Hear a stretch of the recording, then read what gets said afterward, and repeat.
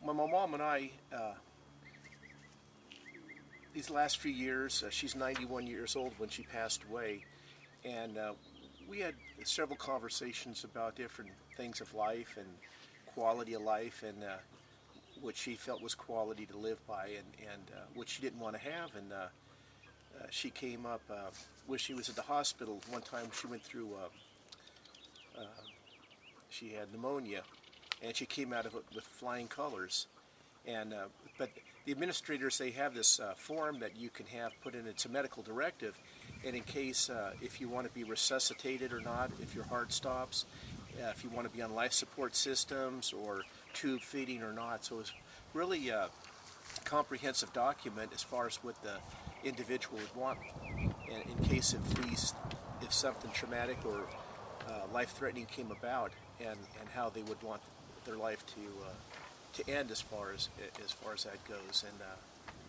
And in my mom's case, in her medical directive, she had it where she didn't want to have her be revived if she had a heart attack. She didn't want to be any life support systems or tube fed, because she felt that wasn't a quality of life, and didn't want to be stuck in a convalescent home, and she's seen other people go through that.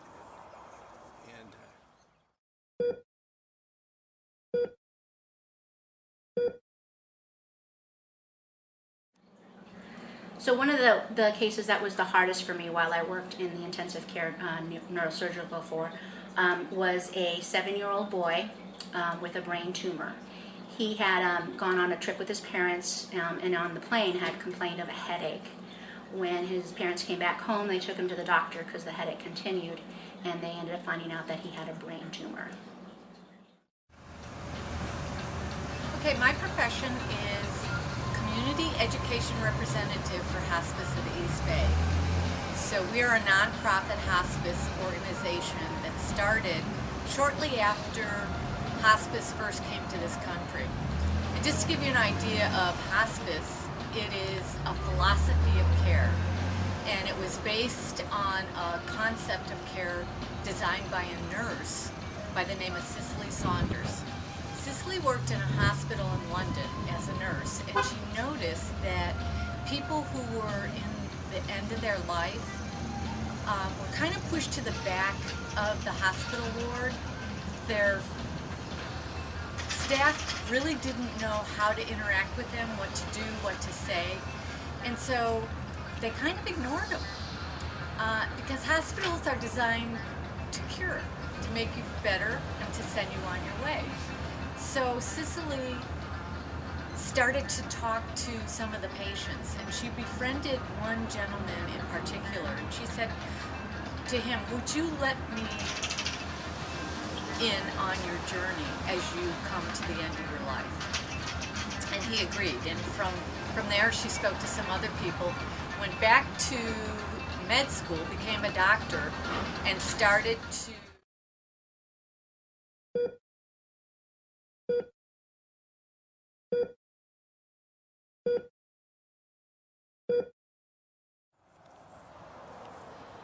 for us, with Mom signing the release form in advance and have medical director, and since we knew we had talked to her, we were relieved, because it's a big decision to make, whether you let somebody die or you hold on, because part of you wants to think, if I keep her on this, maybe somehow science will come up with something and they'll be able to bring her back.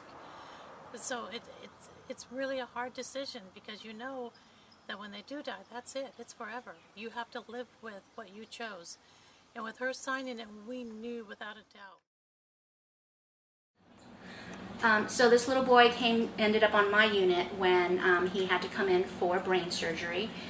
When he came in, they found out that he had a brain tumor, and they weren't able to remove all of it, unfortunately, because it was attached to parts of his brain that the cancer had invaded. So they ended up taking partial of the tumor out, and then he came to my floor to recover. He was a sweet little boy. He didn't cry a lot, and we all got really attached to him. He was with us for about 2 weeks, and again was just the sweetest, cutest little boy. And his prognosis wasn't good, and we knew that, and his family was just starting to learn that.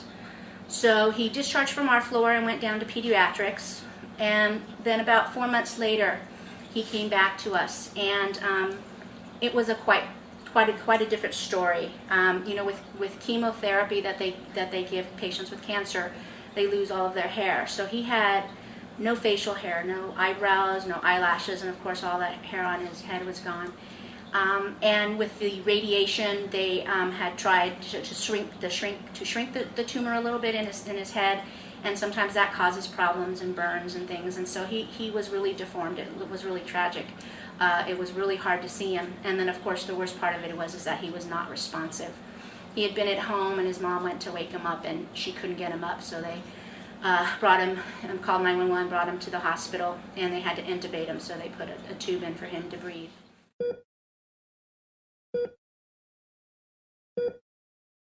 So hospice goes where you are, provides the nurse, the home health aide that handles the grooming, the bathing, any grooming needs that the patient may have.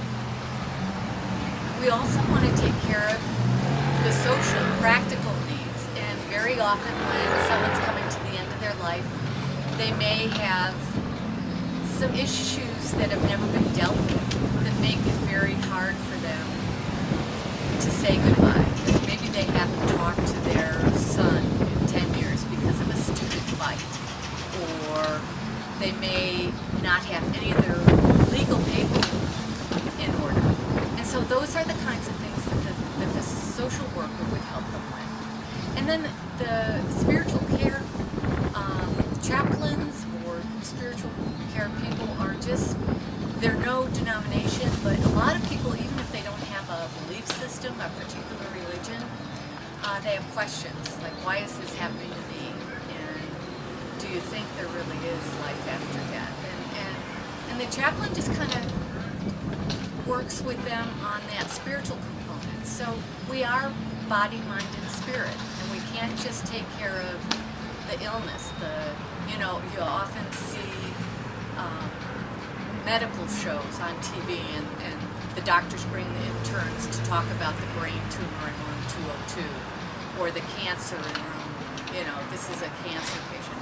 No, this is a human being, and this is a human being who's coming to the end of their life, and we want to make sure that they get the compassionate care and the dignity that they deserve as they end